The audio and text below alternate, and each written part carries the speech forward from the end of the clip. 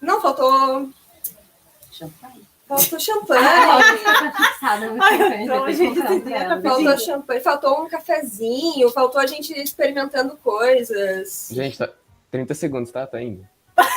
23, 22. Manda nudes agora. Depois vai direto vocês. Não pode fingir informalidade, a gente conversando antes de Pode, começar a gravar. backstage. É só pegar a mesinha. 10,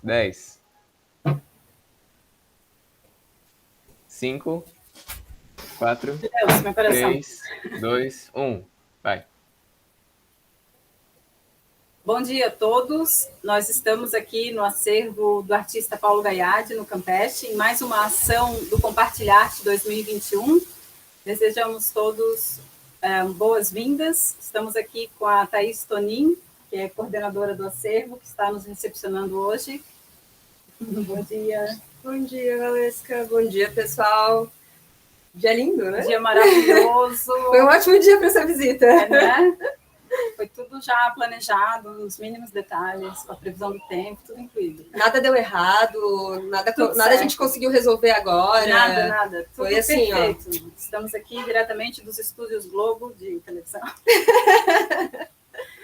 Então, a gente vai conhecer um pouco mais sobre a trajetória desse artista, que é uma referência importante para o projeto Ateliê Livre. A gente sempre faz muitas referências à obra do Paulo, à trajetória dele, e agora eles estão aqui com esse projeto super importante, que é a conservação e manutenção do acervo do artista, e a gente vai, então, conhecer um pouco mais sobre a trajetória do Paulo e sobre o andamento do projeto do acervo. Obrigada, Valesca. Obrigada pela oportunidade também de participar desse projeto.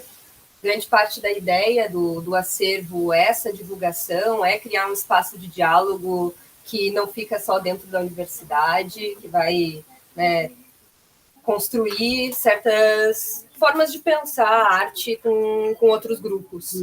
Então, eu fico muito feliz de vocês terem pensado na gente quando pensaram na programação desse evento. Bom, como a gente tem pouco tempo, eu vou começar dizendo que o Paulo Gaiardi, se vocês não conhecem, é um artista a se conhecer. Paulo Gaiardi é um artista que nasceu em Piracicaba, em 1953, e faleceu, pouco tempo atrás, aqui em Florianópolis, cidade que ele dizia ser a cidade de coração dele, assim, né, onde a alma dele estava.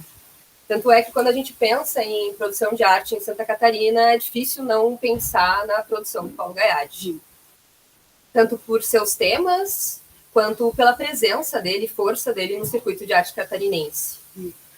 Apesar de ele ser um artista, né, conhecido nacionalmente e internacionalmente, de renome entre grandes críticos de arte, como Tadeu Chiarelli, Kátia Canton, né?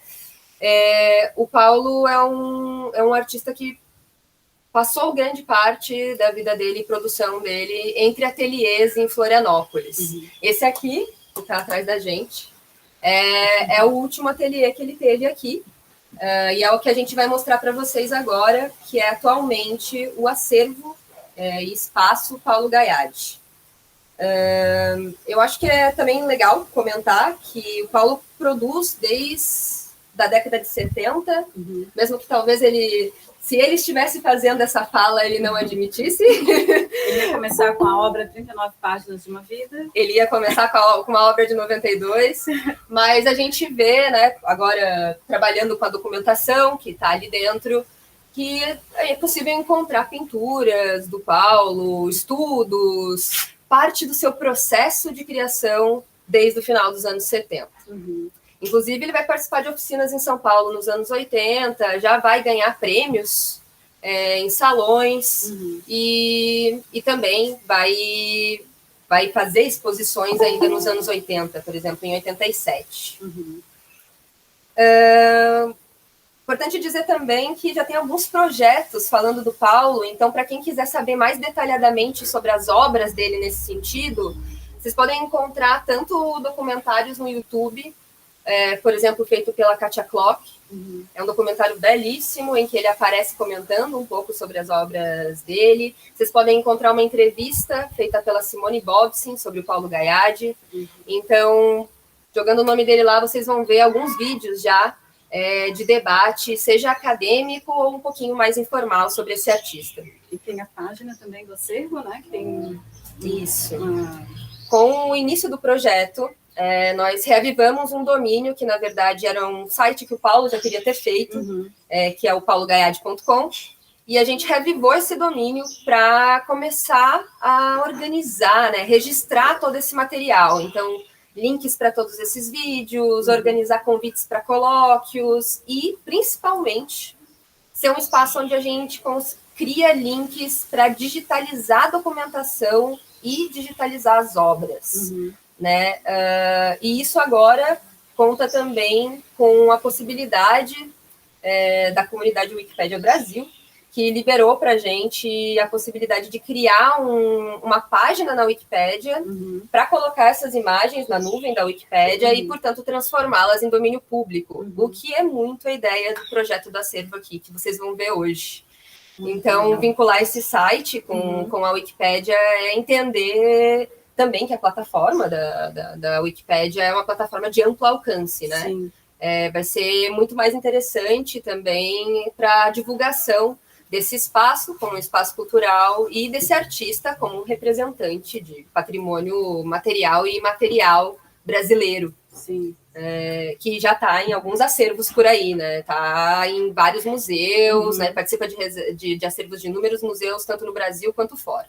De colecionadores particulares também, e é importante falar também que esse projeto foi graças ao edital, né, Elizabeth?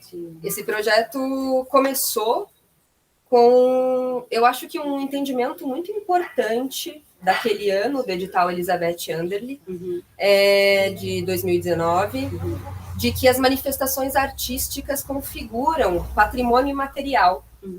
E foi nessa categoria que o projeto do acervo Paulo Gayardi, com a proponente Rosângela Xerém, ganhou o primeiro edital, né, de fomento à cultura, de financiamento público para manutenção e criação desse espaço.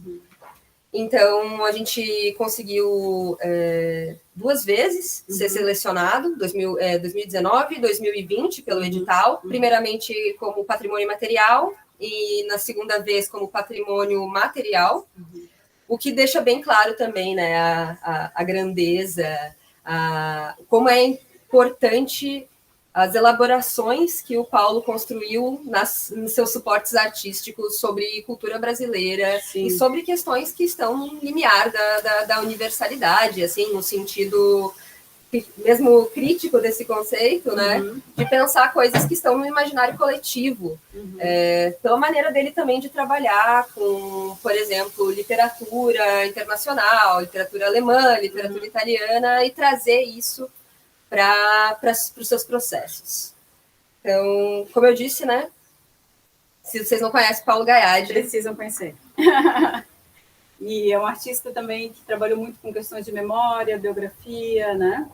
Acho que essa é uma das questões, né? Ele vai interpelar memória coletiva e memória individual, e aí tem toda uma elaboração de tempo, de história, até de conceito de arte, no modo como ele vai estar misturando imagens, né, de memória coletiva e das memórias individuais dele. Até quando ele brinca, né, com os autorretratos, que ele vai chamar de... Ele tem um conjunto de obras intitulado Autorretratos, em que, na verdade, são retratos relacionados a memórias de outras pessoas.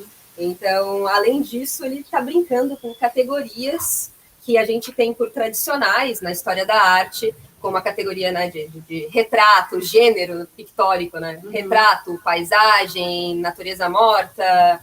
Paulo Gayardi vai botar a gente para jogar junto com ele as problemáticas dessas categorias. Vai ampliar, vai fazer a gente repensar se elas ainda servem para a arte contemporânea. Muito interessante. Vamos lá, então, conhecer o espaço? Vamos lá? Eu não sei como vocês querem... Como é que vocês preferem fazer? Você não vai, Ana vai mostrar vocês e depois você abre para sua. Beleza. Então. A gente vai ficar trocando de câmeras aqui, gente. Mas acho que tu pode levar... Vamos fechar aqui. Ela vai levar isso. Tu vai levar? Vamos lá. Bem-vindo.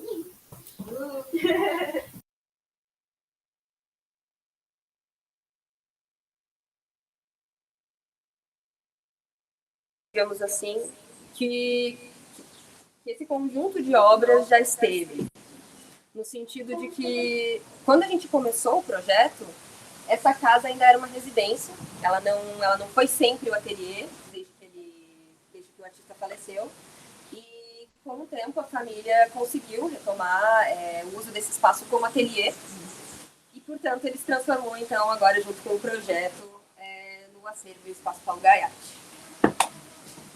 É muito interessante porque a dinâmica de ficar pensando as obras em diferentes espaços fez a gente ter que pensar maneiras de catalogar essas obras, que não condizem com a mesma coisa que uma reserva técnica de museu, em que elas ficam lá guardadinhas como um monumento, digamos assim, né? Deixa você filmar o espaço um pouco. Bom, o projeto, ele foi baseado na ideia de criar esse espaço, como eu comentei, digitalizar essas obras, torná-las de acesso público, catalogá-las. Outra questão importante, pensando que não tem como a gente falar de história da arte sem registros. Então, a gente precisa que essas obras sejam catalogadas, que existam nesse espaço virtual também, e que sejam salvaguardadas nesse espaço para que continue a existir materialmente, porque a fatura do artista é tão importante para pensar a arte quanto a imagem dela virtual, né? O projeto também prevê ele ser um espaço aberto ao público, para que as pessoas venham aqui pensar não só as obras do Paulo, mas pensar a história da arte catarinense, de maneira geral. Pensar a elaboração de processos artísticos, porque o espaço não serve só para pensar o artista, mas serve para cursos, serve para oficinas, serve para encontros de artistas, para talvez grupos de estudo. A ideia é que fosse um espaço aberto no sul da ilha de Florianópolis. Imagino eu que ainda seja um dos únicos espaços culturais que estão no sul da ilha. E que, portanto, tem o intuito de integrar esse circuito, né? Ajudar a movimentar um pouco esses espaços e criar espaços de diálogo. Acho que isso é o mais importante. Espaço onde a gente possa encontrar esses artistas, pensar essa produção cultural tão importante. Mas que isso também organizasse as obras, entender maneiras de conservar elas, cria a possibilidade de futuras exposições, cria a possibilidade de oferecer algumas obras para acervos de museus, cria a possibilidade de o Paulo participar de uma memória não só catarinense, né, mas que vai estar presente nos museus de história da arte, nos museus artísticos de maneira geral no Brasil. Então, dessa forma, participando ativamente, né, do modo como a gente entende essa produção. E deixa eu ver se tem mais alguma coisa que eu gostaria de comentar agora, antes de mostrar mais para vocês. Acho que eu queria comentar da exposição que aconteceu na Helena Freta também, né, que faz parte desse primeiro momento aí do acervo. Pode mostrar essa parede aqui? Quer comentar alguma coisa antes? Não, pode. Acho que uma das coisas legais também de comentar é que o resultado desse projeto já conta com uma exposição. A ideia, na verdade, o projeto pensou em 3 exposições de obras do Paulo, contando com 3 conjuntos diversos de obras que mostram como ele vai elaborar certas temáticas artísticas e em diferentes fases mesmo, cronologicamente, até falando da obra dele. Essas são páginas do catálogo que a gente produziu para essa exposição. As páginas são soltas, por isso que elas estão coladas aqui, né, nesse mural, com o intuito de que as pessoas possam tanto levar uma obra do Paulo para casa, de certa forma, numa boa qualidade, quanto possam pensar o lugar onde elas estão e a relação que elas criam ao serem colocadas em conjuntos. Isso é uma metodologia, digamos assim, de história da arte, quando a gente pensa que aproximar certas imagens e entender elas enquanto um conjunto cria uma nova maneira de pensar a arte, cria um novo saber fazer, digamos assim. Novas constelações, novos sentidos para essas obras, coisas que a gente não veria se não conseguisse colocá-las em conjunto. Então a gente pensou num catálogo em que as folhas eram soltas, com esse intuito, e que carrega um pouco a ideia do acervo, porque o acervo tem essa proposta de que as pessoas possam vir aqui e ver essas obras, mexer nessas obras com a luvinha, tá, gente? Mas que possam observá-las e fazer suas próprias constelações, né? Mexê-las aqui em cima da mesa e pensar as questões que, ao colocar essas imagens juntas, nos levam a questionar sobre a arte contemporânea, de maneira geral. Assim, a gente expôs também algumas obras de diferentes fases aqui, na medida do possível, porque o espaço físico também tem um limite, né? E que é o limite da construção dessa casa, que foi uma casa pensada arquitetonicamente pelo Paulo Gaiardi, e que a Valesca conheceu enquanto casa, né? Você pode contar um pouquinho sobre isso. A cozinha ficava aqui, nesse cantinho, a gente sempre chegava aqui, fazia café, recebia a gente com café.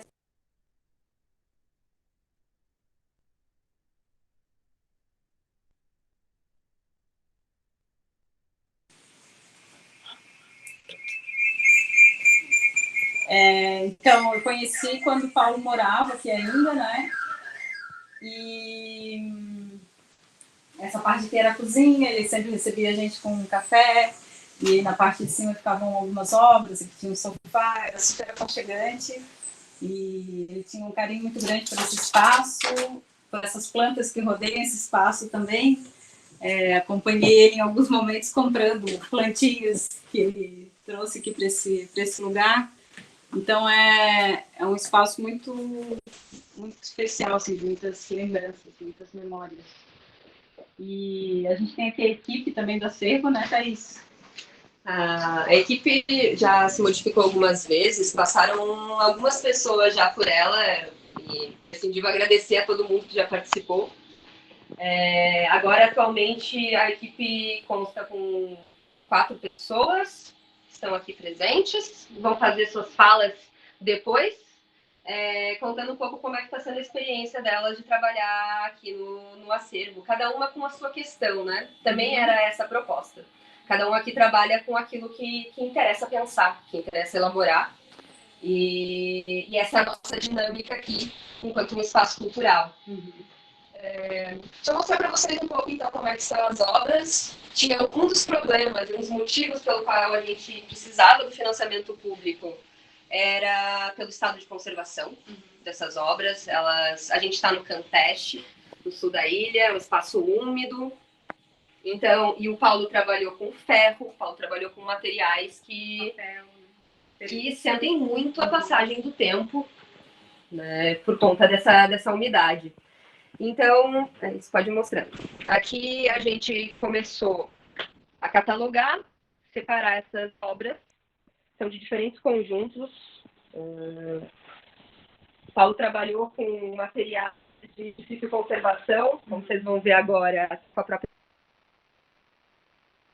Espero que com o vídeo dê para observar. E também, né, com papel.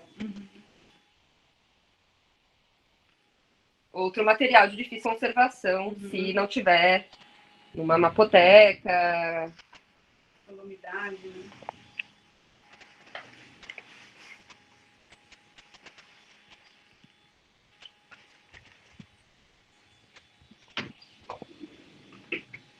Então, temos aqui, né, tanto essas algumas obras, alguns objetos de arte, quanto as obras dele em papel.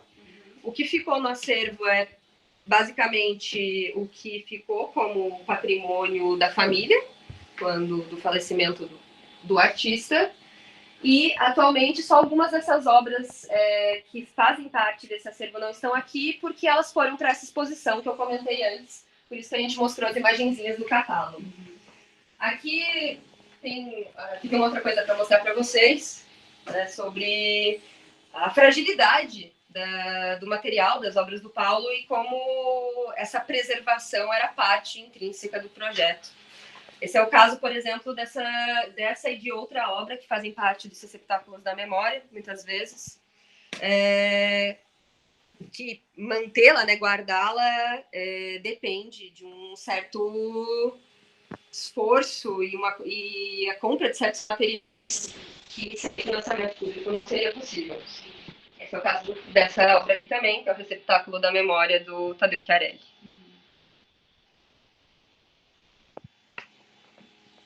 Vou mostrar ali mais uma dimensão. É uma casa com 2 andares, mas eu vou com vocês agora na parte onde tem telas. Algumas delas, por exemplo, vocês podem ver nesse varal, são também partes dessas elaborações do Paulo. Essa aqui é de uma série de lençóis. A gente, por enquanto, está colocando elas dessa forma, porque, como se deve saber também, Florianópolis tem um problema com cupins.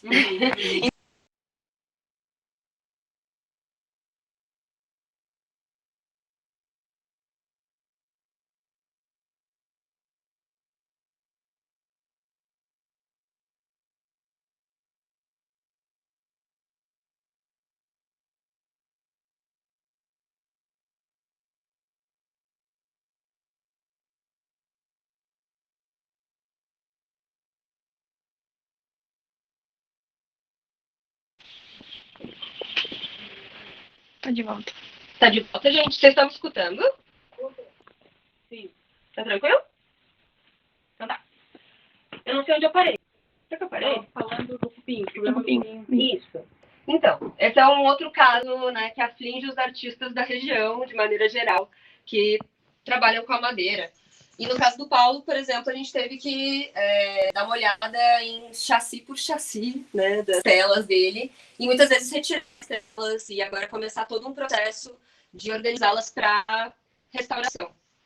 Que eu acho que é muito interessante destacar isso, porque não tem muitos textos, muitos livros que ajudam a gente a entender como fazer isso, né, como constituir um acervo. Então, isso é o tipo de coisa que a gente encontra e que tem que dar conta organizando num espaço como esse. Um deles foi tentar descobrir como lidar com esses bichinhos e com a umidade. Então, a gente também desenhou para esse projeto alguns móveis específicos para salvaguardar essas telas, que ainda melhor, né? E organizamos elas de uma maneira que seja possível, tanto que elas fiquem em um bom estado de conservação, quanto que, se as pessoas quiserem vir aqui olhar essas obras, seja possível retirá-las, né, e trabalhar com elas, né, pensá-las. Então, esse aqui é um dos espaços.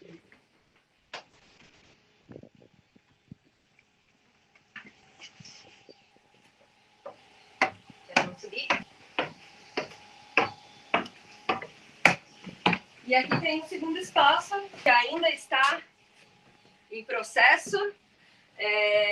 A gente está organizando aqui ainda algumas telas, algumas obras em papel, como é o caso de um conjunto de obras dele chamadas Cicatrizes. A gente está construindo ainda alguns móveis para separar obras que o suporte delas são gesso. E aí a gente tem toda uma problemática aqui de não pesar as obras em cima da outra para que elas não quebrem, mais do que o artista já quis quebrar. E esse é o caso, por exemplo, aqui em cima, como vocês podem ver. Tem muitas obras ainda que a gente vai tentar disponibilizar de maneira que seja fácil acessá-las. E, como sempre, configurá-las de maneiras diferentes, né? O modo como a gente decidiu catalogar as obras não influencia no lugar onde elas estão. A gente catalogou por temáticas. Isso é uma perspectiva de um historiador da arte alemão, chamado Abi Warburg, e a ideia é justamente que poder mexê-las cause esse efeito, essa dinâmica que a imagem proporciona de criar um saber-imagem, digamos assim. Então, isso está intrínseco no modo como a gente está trabalhando aqui, com todas essas séries, com todos esses materiais, com o limite do espaço físico. Sim. O espaço físico é esse, alguns materiais não conseguem ficar num espaço com teto baixo, mas, na medida em que isso é possível, a ideia é essa dinâmica constante. Agora vamos voltar lá, mostrar a documentação e deixar o pessoal comentar um pouco sobre a experiência aqui. Privilégio, né? Ter acesso a esse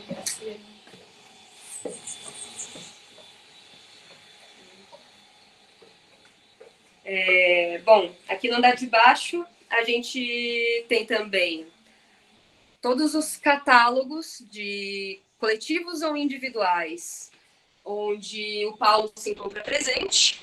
Temos a biblioteca aqui no ateliê e também vários documentos que correspondem a esse currículo do artista, essa trajetória, né? Que a gente está aqui pensando como uma trajetória que se intercala o tempo todo com a história da arte brasileira. Não vou falar muito mais deles, porque eu vou deixar, então, agora um dos pesquisadores da equipe aqui falar, que é o responsável por essa documentação. E eu vou passar a minha fala agora para o Diel Silva, historiador, que está dando conta de mais de 200 documentos. Tá bom. Bom dia, gente. Então, eu sou o Diel, sou graduado em História e eu comecei a trabalhar aqui no acervo mais ou menos em agosto e eu peguei o processo de catalogação desses documentos. Como a Thaís disse, são basicamente 3 sessões. Essa primeira são, digamos, a biblioteca do Paulo. Então, aqui tem livros que ele lia do tipo poesia, romance, tem livros de história da arte ali embaixo, tem livros com imagem, tem outros que são focados mais no texto mesmo, que ele usava para a produção, digamos, para o processo artístico dele mesmo. E a gente, enfim, essa parte toda já estava praticamente catalogada, então já estava pronta. Essa estante do meio, que é a de madeira, eu vou abrir para ficar um pouquinho melhor. Basicamente, você pode ver aqui. Basicamente, aqui tem registros pessoais. Então aqui tem toda a sorte de estudo de obra que ele fez, tem muitas cartas que ele trocou, como acho que já foi comentado, ele foi para vários países diferentes, então tem cartas dele que estão com carimbo da Noruega, da Galícia, tem correspondências com outros artistas, além dos familiares, enfim, tudo isso está nessa parte de documento pessoal, inclusive algumas fotos de obras e fotos dele, tanto aqui no Brasil quanto em outros países, fazendo residência artística. Aqui na parte do meio tem os registros de estudos e começa já uma parte de fortuna crítica. Então aqui tem muita documentação de jornal, que aí, por exemplo, matérias de jornais que são sobre exposições dele, individuais, e também exposições coletivas, das quais ele fez parte. E quando a pessoa escreve, se faz essa matéria, ela coloca uma espécie de juízo estético, político sobre o artista, e aí se forma o que a gente chama, assim, em termos gerais, de fortuna crítica. Isso ajuda a gente a interpretar a recepção do artista nesses diversos espaços. Nessa parte aqui de baixo, tem estudos sobre o Paulo, então o Paulo está na ativa como artista desde o final dos anos 80. Então, nos anos 90 já tem alguns estudos sobre ele, estudos monográficos do tipo TCC, já tem pesquisas científicas, sobre o Paulo e as obras dele, até mesmo em relação com outros artistas aqui da região, né, de Florianópolis. E tem algumas coisas impressas. Tem algumas revistas também, das quais ele apareceu, inclusive da Macedônia e de outros países que ele fez residência artística. Também consta essas revistas aqui. E aqui, por último, tem, inclusive, algumas edições da Divina Comédia, que precisam de um pouco mais cuidado, na verdade, seriam parte de biblioteca dele, né? Ele fez toda uma produção sobre a Divina Comédia, ele comprou edições com as ilustrações do Gustave Doré, mas para preservar melhor o material, a gente deixou aqui embaixo. E ali também tem um HD externo, que é dele, então tem mais muita documentação, tem muita foto, muita imagem, e também alguns CDs que ele fez parte, CDs que são projetos também da universidade sobre o Paulo, sobre o processo de criação dele e tudo mais. Então também tem entrevistas ali. Por último, a gente tem essa terceira estante. Essa daqui, essa estante é basicamente só de folders, né? Folders de exposição. Então aqui tem desde dos primeiros folders dele, lá em São Paulo, em Piracicaba, de onde ele veio. E daí se seguem exposições que ele fez em Florianópolis e até mesmo em outros países. Então aqui tem um folder da exposição. Alguns são esses aqui, que estão aqui embaixo, acho que pode mostrar para a turma, né? Esses aqui são alguns dos folders que a gente está colando para colocar esses quadros na parede. E esses folders, eles também vêm às vezes com poemas que o Paulo escrevia, vem com pessoas com quem ele estava junto, porque muitas vezes ele também pensava o próprio folder da exposição como uma parte da obra dele mesmo. Então, para finalizar essa parte da documentação, para não tomar muito tempo, essa documentação ela serve basicamente para interpretar o artista. Enquanto Paulo estava vivo, boa parte do processo histórico que se fazia sobre a obra dele era por meio de entrevistas com ele. E agora, com a formalização do acervo, a gente começa a interpretar o Paulo a partir dessa documentação. Então, tem uma espécie de virada interpretativa. Primeiro entrevista, agora documentos.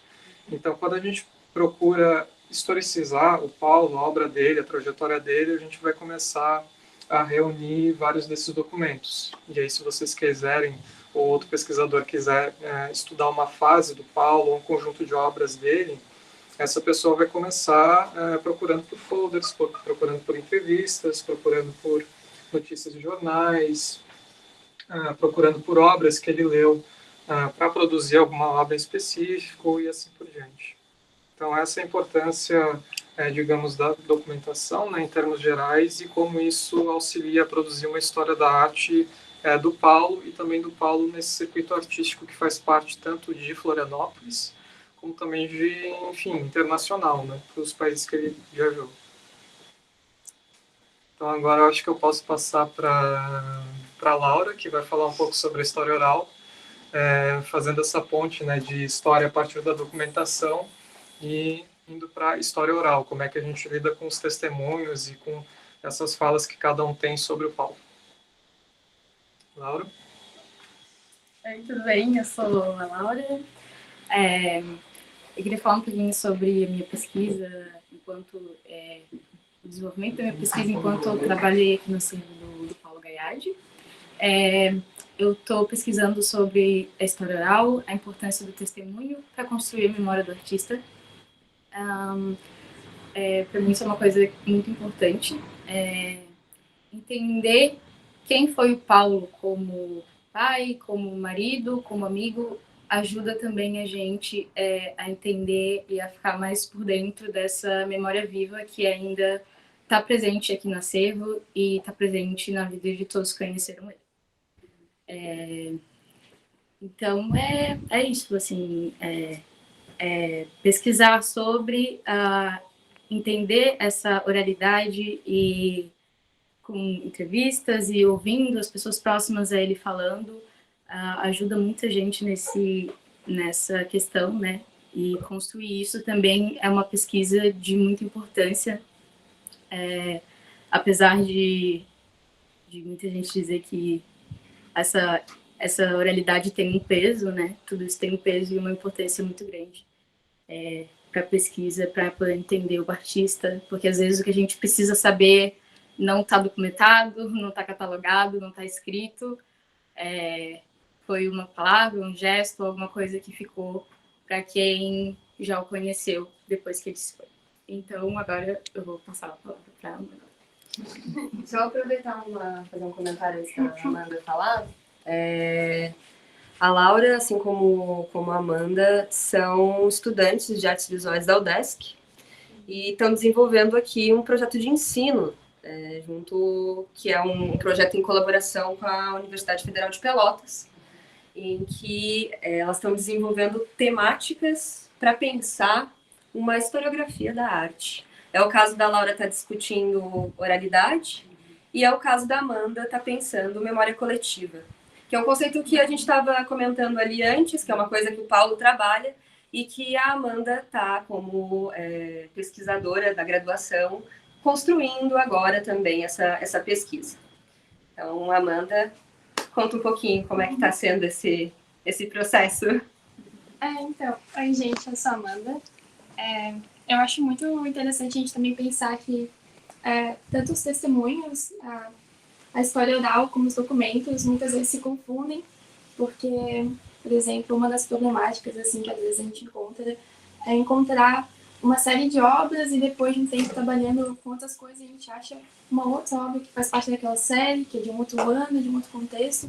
Então, para mim são linhas temporais e narrativas que vão se entrelaçando. E eu acho que tudo que acontece aqui envolve um pouco de mistério, no sentido de que também a gente está construindo um acervo que não existe muito estudo sobre como fazer isso, então a gente vai na tentativa e no erro, sempre é uma surpresa, uma descoberta, e eu acho que isso é o que torna tão interessante também, né, pensar nessas problemáticas como um quebra-cabeça, assim, e eu acho que tudo isso também cria novas narrativas, né, essa memória coletiva que antes existia com o Paulo, com as pessoas com quem ele se relacionava e fazia obras, e agora também vem da gente, estando nesse meio, entrando em contato com essas histórias e criando a nossa própria história a partir disso, né? Então, eu acho que também é muito importante a gente criar esse acervo com muito cuidado, sempre saber onde a gente está pisando, porque é um espaço de afeto, é um espaço relacional, não se trata só sobre materialidade, claro, e também isso faz parte, né, da memória da cidade, porque o Paulo ali circulava pelo Campeche, então a gente vê tipo as paisagens, as cores, as conversas que ele teve entrando na obra dele, mas também nos registros de processo, que é muita coisa, ele estava sempre pensando ou ruminando sobre várias questões. Então, eu acho que eu tenho para dizer mais ou menos isso, assim, está sendo um ótimo processo, estou aprendendo bastante. Está sendo suado no sentido físico também. A gente está carregando bastante obra. Elas são muito diferentes, né? Tem papel, tem obra em ferro, tem umas placas gigantes, tem obra em gesso. Às vezes tudo isso se mistura, o que também acaba sendo uma problemática para pensar a catalogação e a manutenção dessas obras, né? Porque são muitos materiais diferentes, entrando no mesmo conjunto, na mesma série, uma linha narrativa. E eu acho que é isso. Aproveitando para comentar que abrir espaço para projetos de ensino vinculados à universidade é considerar que o acervo ele é um espaço de formação de alunos em artes visuais. Porque ele é também um campo nosso, ele é também um ofício de pessoas formadas em artes visuais, pessoas formadas em história, e que muitas vezes acabam ficando defasadas durante a graduação, por não ter também espaço para ter tantas disciplinas assim, né? O curso teria que ter 10 anos para você conseguir ter disciplinas de tudo. E então se transformando num espaço de exercício, um espaço de formação mesmo para o campo e para o ofício.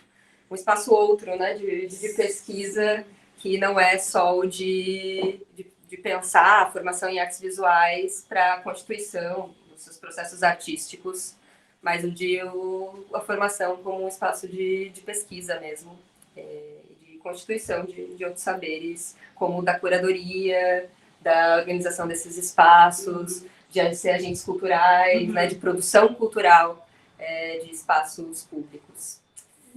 Dito isso, falta comentar só sobre o nosso espaço virtual, que foi pensado pelo André Parmigiani, atualmente mestrando em artes visuais da UDESC, e que vai mostrar para vocês um pouco como é que foi construir esse projeto com todas essas nuances e problemáticas dinâmicas que a gente quis pensar ele. Bom dia, então. Eu sou o Andrei, como a Cris falou, mestrando ali das artes visuais da UDESC. Também sou graduado em design. E eu fiquei responsável por essa parte do site e pensar como tornar esse acervo acessível, porque nem sempre os pesquisadores vão ter como vir aqui, né? E muito do que vai acontecer vai ser a distância. E agora, na pandemia, a gente percebeu o quanto realmente isso era uma questão preciosa, né? Aqui no site, a gente colocou... A gente teve que pensar várias questões juntos. Acho que talvez a primeira questão era como trazer as obras do Paulo para cá, considerando a materialidade delas, considerando o registro fotográfico, considerando o tamanho da imagem e, principalmente, como é que a gente ia organizar essas imagens. Na conversa?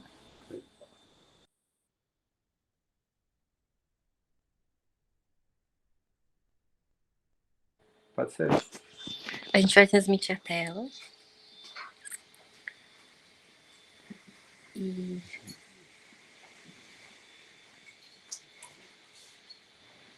Melhor assim. Então, aqui está a página, vou voltar para a página, aqui a página principal do nosso site. Então, aqui a gente vai ver algumas comunicações, porque além de ser o lugar onde a gente vai ter guardado as imagens virtualmente, também é um lugar que a gente vai usar para se comunicar com os pesquisadores e para também ir atualizando tudo que é de material produzido sobre a obra do Paulo. Então, quando existia algum colóquio, quando existia alguma entrevista, quando existia alguma pesquisa nova, algum artigo, a ideia é que esse material também fique concentrado aqui virtualmente. Uma das questões que a gente tinha que pensar bem profundamente, que a gente pensou juntos, principalmente a Thaís, era entender como que a gente organizar essas imagens aqui no espaço virtual. A gente dividir por ano, a gente dividir por tema, a gente dividir... Não sei, tinha muitas possibilidades. E aí, pensando o Vargo, quando você vai acessar uma obra aqui pela parte de galeria, eles vão perceber que toda vez que você acessar elas vão estar organizadas de uma forma diferente. Então, estou atualizando a página, eles vão percebendo que a imagem que aparece no topo são outras.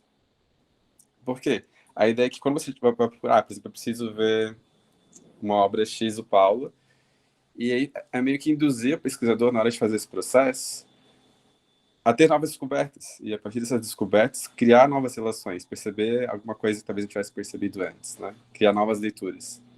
Então, essa parte de organização, que é meio que, entre aspas, randômica, vem um pouco de pensar esse processo. Além disso, quando o pesquisador acessar, ou um excelente pesquisador, né, alguém interessado nas obras do Paulo, consegue acessar a ficha catalográfica produzida aqui pelo pessoal do acervo. Então, tem a parte descritiva, vai ter o ano, vai ter os dados necessários para você poder fazer algum tipo de citação. Então, além das obras, tem o currículo do artista, tem arquivos que vão ter artigos, outros documentos, dados da nossa biblioteca, vão ter o registro das exposições, com fotografia das exposições, fotografia das aulas que foram expostas. Tem a parte que a gente deixou aqui para disponibilizar os catálogos, tem a gente da equipe e, principalmente, também tem o contato, para quem precisar conversar com a equipe do acervo, né? Ele ainda não sei se como ele vai estar totalmente pronto, porque ele tem que fazer constantes atualizações, e porque o acervo está em processo. E nesse parte do processo a gente vai descobrindo questões novas, outras necessidades. A gente tem que ter muito atenção nas imagens, então as imagens, quando a gente vai fazer o processamento delas, tem que pensar nas cores, na luz. E assim, claro que você ter o contato com a obra pessoalmente aqui no acervo é totalmente diferente de você ter o contato com ela através de uma imagem virtual. Mas a imagem virtual também ela vai trazer possibilidades diferentes. Então, talvez aqui você não vai conseguir juntar 6 telas e montar uma parede, né?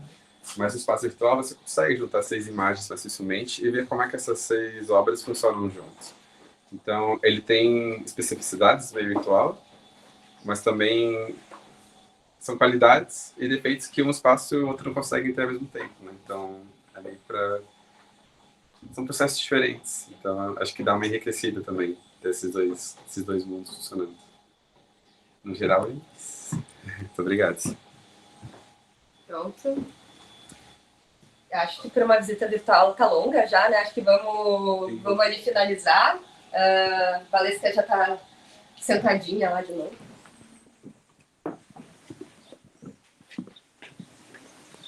E, bom, aproveitar para dizer que professores interessados em dar continuidade a projetos de ensino ou alunos interessados nessa formação são muito bem-vindos no acervo e no meio dessa dinâmica toda que vocês estão vendo a gente construir. Então, sentar aqui de novo.